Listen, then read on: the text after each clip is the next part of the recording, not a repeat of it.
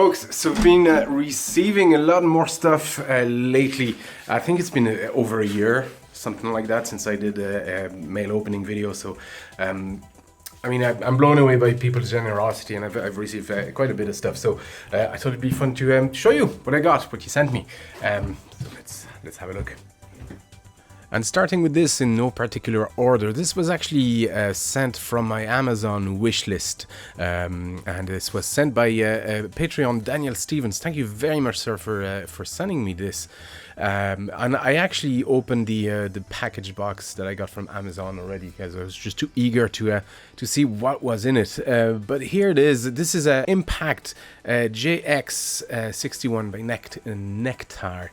It's a giant keyboard. It's got a few of these pitch bend and velocity wheel, whatever it is. And these are semi-weighted keys as well. And in fact, the background music that you're hearing right now, that you'll hear at the end, was made with this keyboard. So very, very cool. Thank you very much for sending me this. This is quite a big keyboard, and well, as you can hear, it's already put to relatively good use. So thank you for this. This is amazing. Okay, next is a package from FDD Entertainment. They're the publishing company behind the game Monster Boy that was developed by Game Atelier, and I did some music for them. So, well, they sent me a few goodies and various things, but this is the last one that I received after they invited me to the launch party in Paris back in December last year, and this is a Monster Boy hoodie. Very, very cool indeed. Thank you very much for this. This is not something you can find in shops or in retail. It's not available for sale, so thank you for sending me one of the few copies that exist.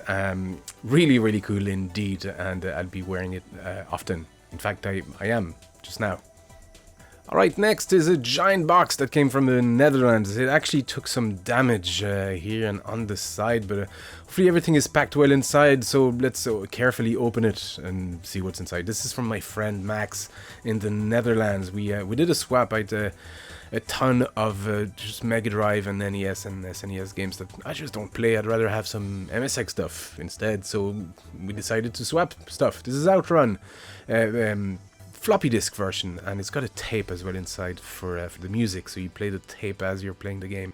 Next is Jewels of Darkness. This is a really cool little box, actually. The game, well, I don't know much about it, but the box was full of just handwritten notes from the previous owner, and maps and branching paths and all sort of really, really cool stuff.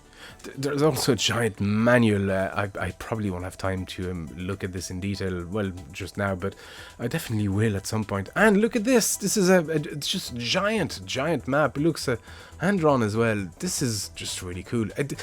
I love finding stuff like that in old games, just a trace of the previous owners. You know, some kid obviously thoroughly enjoyed the game and spent all this time making these maps and write all this stuff. Obviously, the game affected them more than it probably will affect me ever. But this thing here is just a failed protection system that didn't quite work right. A few games started adopting this, and then it was abandoned fairly quickly after. This is on tape again. Cool.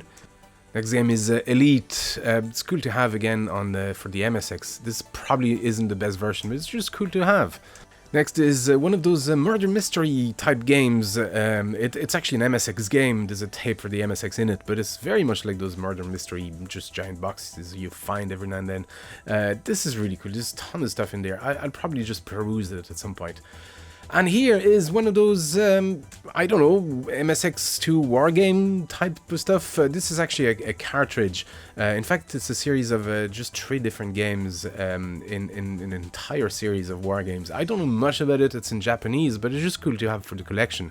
It's very unlikely I'll play these, if I'm honest. Next is a copy of Macross on tape. It's an okay game. It's not bad, actually. And here is Alpharoid. Again, this is a tape. I didn't know they made these on tape. I love those boxes, though. They're pretty chunky and dead cool. They look nice on the shelves. Here is... I don't know, I went too fast. Oh, the Veracruz Affair by Infogram. I love those boxes as well. I have a few of these. They're quite sought after. Very uncommon. Oh, Raiders of Big Box. The sect, the cult or the sect or whatever it is, I don't know much about it. Here was another bag of just loose tapes, various handwritten tapes, and it's quite a collection there. And last but not least, well, an actual MS. Oh wow, there's a cover. I didn't know they made these covers, actually. This is really cool to have. I'll give it a clean. It'll look neat. But this is an 8020, VG8020 model. I had this model when I was younger. I loved the protector for the cartridge slots, and these break often, so it's cool to have one with it. I don't know if it works. It's untested, and I'll have to make an RGB cable for this, but I'll definitely make a video and see if we can convert it to 60 Hz. Actually, it's a very handy little mod you can do for the MSX. There's your joystick connectors, and I love this keyboard. But here it is, quite a lot of MSX stuff, and a good trade for me. And I know Max preferred having all these Mega Drive and NES and SNES. I think there was a few Game Boy stuff in there too. So yeah, there you go. I'm happier with MSX stuff anyway. And another giant box. This one was sent by Mohammed Al-Kidbi and Ahmed Al-Mutawa. I hope I'm pronouncing the names right. I'm sorry if I'm not. But Ahmed is one of the contributors on Patreon as well. And he sent me this Egyptian oud. This is really, really cool. I love this instrument. I heard it being played a few times. And, you know, whenever you hear something from the Middle East or something Arabic, it's probably the oud that you hear being played. Now, I don't play the oud, but I've started learning since, and there was actually a problem with the bridge there that I fixed since.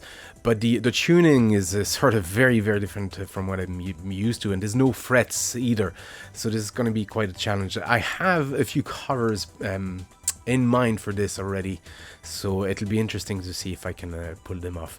But this is just so beautiful even to look at. Yeah, it's gonna be a few interesting months trying to learn this thing and see what I can pull off. It also came with a few plectrums. Now, these aren't standard plectrums. I know they look like sticks or whatever, but these are the plectrums the oud is meant to be played with traditionally. So this is going to be quite a learning curve. Also included was this box of spare strings as well. I probably replaced the strings straight away because God knows how long they've been on the instrument. Now, as if it wasn't enough, they also sent me this second box, and I was just curious to see what was in it. And this is, well, you've seen this already before in one of my covers. I think it was the International Karate, but this is a darbuka. This is, I think this one is Moroccan. Really, really cool percussion. It's tempting to play this like a djembe, but it's much smaller, and there's actually a technique which is not this at all. Anyway, Ahmed and Mohammed, thank you very much for sending me this. You know it'll be put to good use. One of them already has, so we're looking forward to what I can pull off with the oud. Next is this little package that was sent by my friend Peter, who saw that I got a Vectrex, and he said he had a spare one of these. This is a multi-card for the Vectrex, a 72-in-1 or something like that. Anyway, it'll be very handy to play just, you know, the basic library, and then I'll probably have to make myself a repro card of sort, you know, if I want to play homebrews and more modern games. But this is really handy to have. Thank you very much, Peter, for sending me this. Really like it. Next was this package sent to me by a party of jamarcade.net. He said he had this MSX game on a floppy disk. In fact, he sent me a few stuff, but I'll show you this one first. This MSX game. This is actually a homebrew that was made at the RGC convention, this French convention, and I'm not sure if it was made for it or at the convention, but it's really cool to have on the floppy. And I don't know if the floppy works, but this will look nice in the display shelves. He also sent me this card, which well, is yet to be populated, but this is a very handy card to program the Sega FD1094 module that is used on the Sega 16 boards. So this is the module in question here in the middle, and this is the type of game that runs Shinobi or Golden Axe and other Sega games. But in the middle is this giant module, and this is essentially a customized 68,000 processor.